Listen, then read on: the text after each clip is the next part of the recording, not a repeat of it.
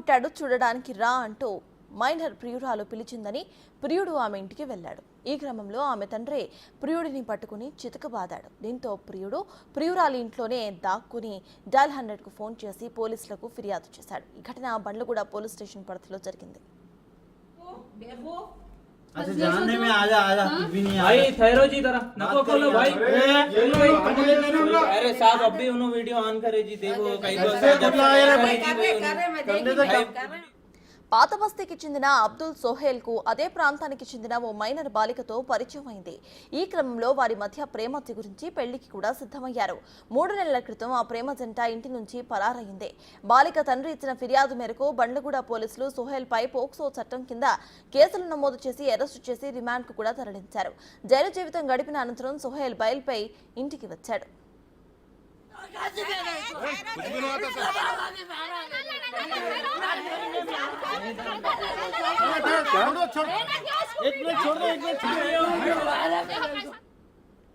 ప్రియుడు ఇంటికి వచ్చాడని తెలుసుకున్న ప్రియురాలు కొడుకు పుట్టాడు చూడడానికి రా అంటూ ప్రియుడిని పిలిచింది.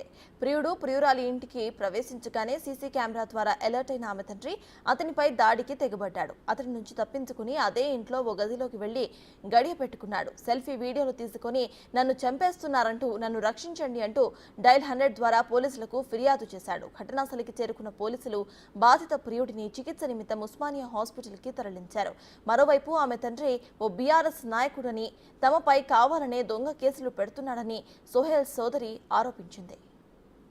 रहमानी मेरे को फ़ोन करके बुलाया असलम रहमानी के बेटे घर पे आया। मैं आने के बाद में मेरे को अंदर बंद करके फुल यहाँ पर मेरे को मारे करे। मैं यहाँ पे अंदर थोड़ी देर अंदर छुप गया था। मेरे को मंशा छुपा दिए थे। छुपाने के बाद में मैं इधर